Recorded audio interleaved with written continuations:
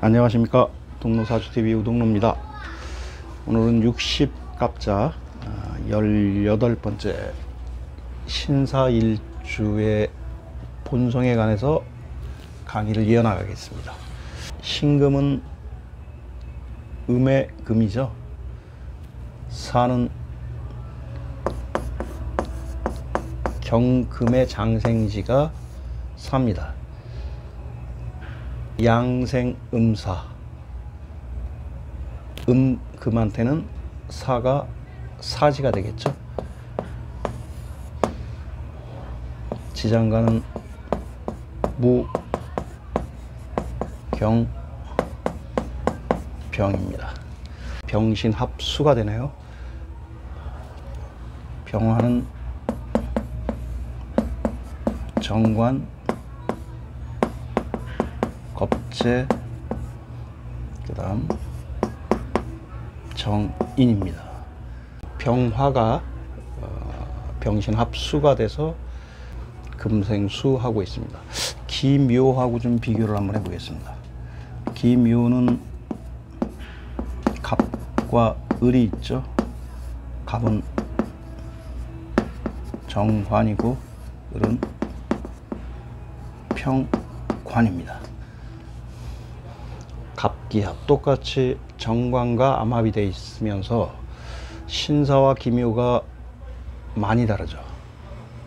기묘가 더 보수적일 수가 있다. 신사는 병신합 수로 해서 식상관이 되죠. 예를 든다면 기묘는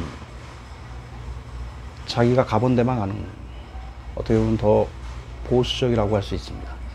신사는 한 발짝 더 나아가서 자기가 선택하는 데 있어, 어떤 일을 선택하는 데 있어서 되게 정도와 합의되어 있다, 정관과 합의되어 있다, 합의되면서 식상관으로 발전되는.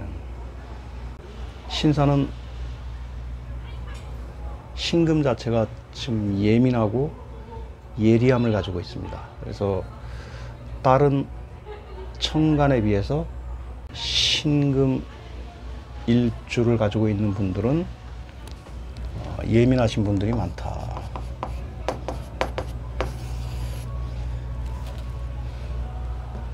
정관과 합의되니 상당히 스케줄러처럼 살아가는 어떠한 그러한 모습을 볼 수가 있습니다. 물론 기묘도 마찬가지예요.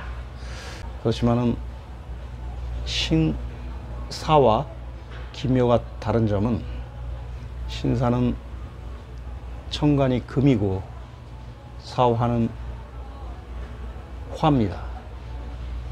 금화교역이다. 그래서 현대 자본주의를 살아가시는 분들 중에 신금일간을 가지고 계신 분, 그 중에서도 정관을 끼고 있는 그 정관에 병화와 합의돼 가지고 다른 일주보다 시행착오를 줄일 수 있는 그러한 일주가 신사일주입니다.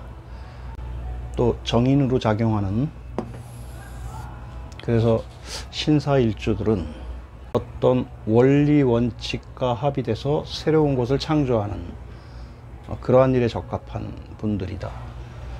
어떠한 법칙과 원칙을 기반으로 해서 새로운 것을 창조하는, 새로운 이론을 창조하는 그러한 일에 종사할 확률이 많다.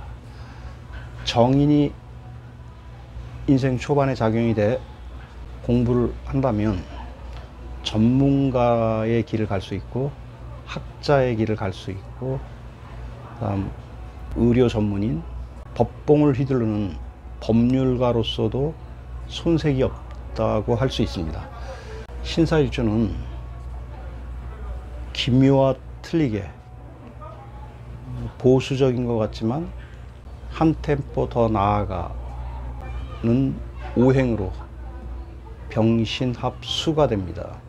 그렇지만은 갑기합토 그 자체니까 어떻게 보면은 기묘일주를 가진 사람들은 자기가 가본 데만 가는 경향이 있는 반면에 신사도 비슷한 행동 패턴을 가지고 있지만 그래도 발전된 오행으로 나아가는 정관과 암합되어 있다고 볼 수 있습니다. 누가 더 보수적이냐 진보적이냐 따진다 그러면은 저는 기묘일주가 더 보수적이고 외골적이다라고 할 수 있지만 신사는 어떠한 것을 선택하는 데 있어서 자기가 경험했던 정관, 어떤 인생관이라든가 어떤 자기가 경험했던 어떤 원리 원칙으로 암합되어져 한 발짝 더 나아가는, 그래서 신사일주는 보수적인 것 같지만 진보적일 수 있다. 십천간 중에서 특히 현대 자본주의를 살아가는 일주 중에서는 신금 일주가 경제적인 시행착오를 할 수 있는 가능성이 적어질 수밖에 없는 그러한 본성 구조를 가지고 있습니다. 물론 신금일주가 가지고 있는 어떤 경험, 관이라고 하는 경험에 기반으로 해서 그것과 암합이 돼서 확장되어지는, 그래서 돌다리도 두들겨 본다고 할까요?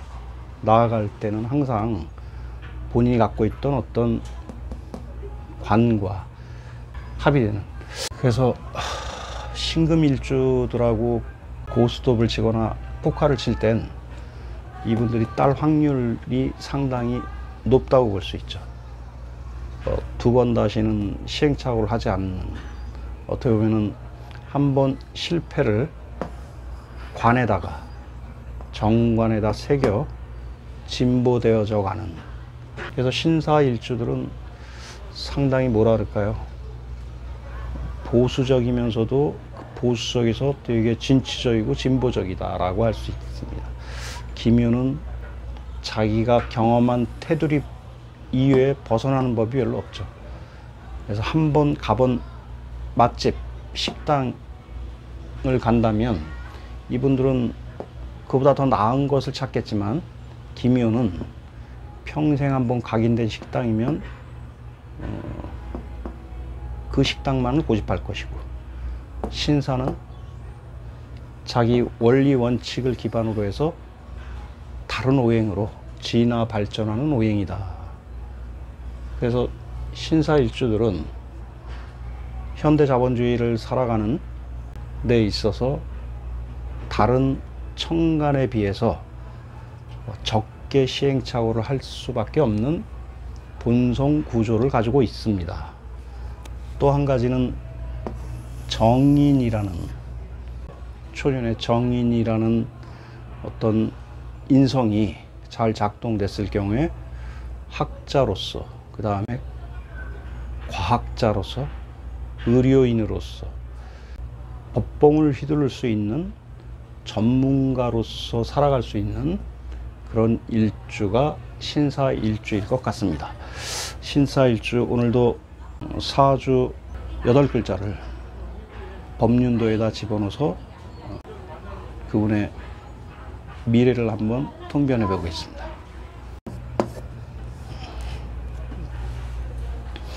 예. 건명 2000년 11월 19일 진시입니다.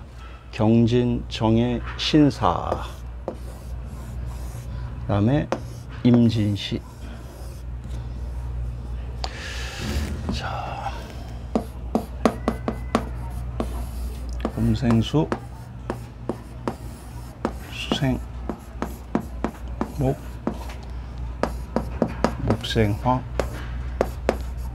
화생토, 금금목, 목국토, 토국수,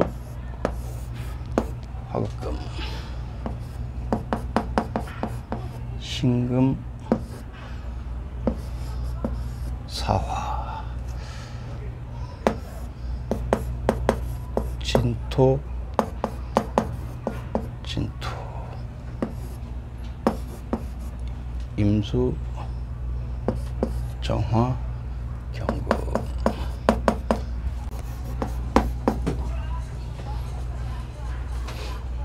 네, 신금의 사지, 그 다음에 묘지.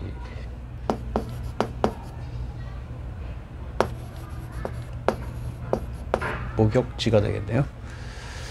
용만계, 이분이 가지고 있는 재성이 무재입니다만 월지에 있는 해수 속의 간목이 장생이라 무재라고만 볼 수는 없겠죠.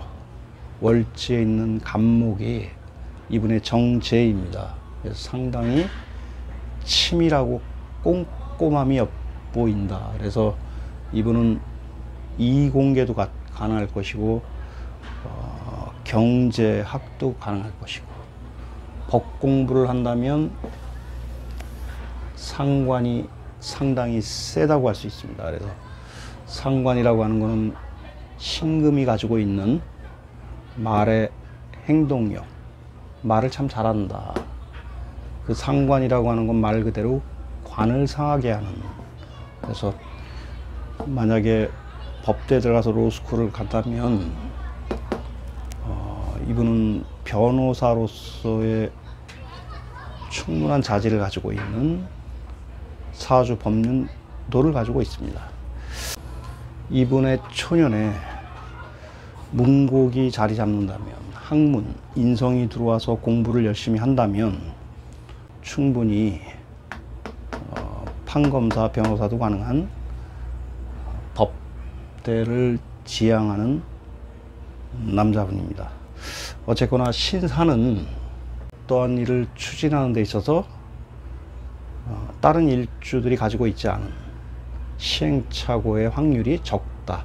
그거는 사 속에 있는 정관이 암합이 돼 있어 수로 간다.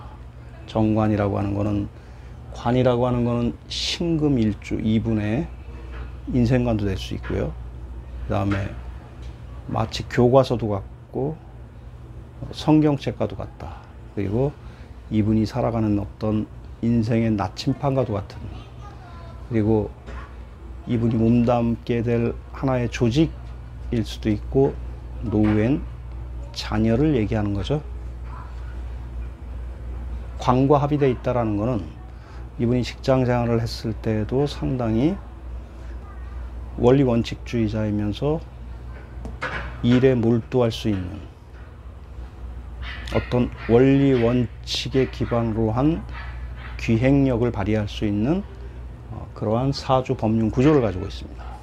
형이 하학도 물론 가능하겠지만 해 속에 숨어 있는 간목이라고 하는 정체가 이분의 성향을 나타내는 사회화된 성향이다.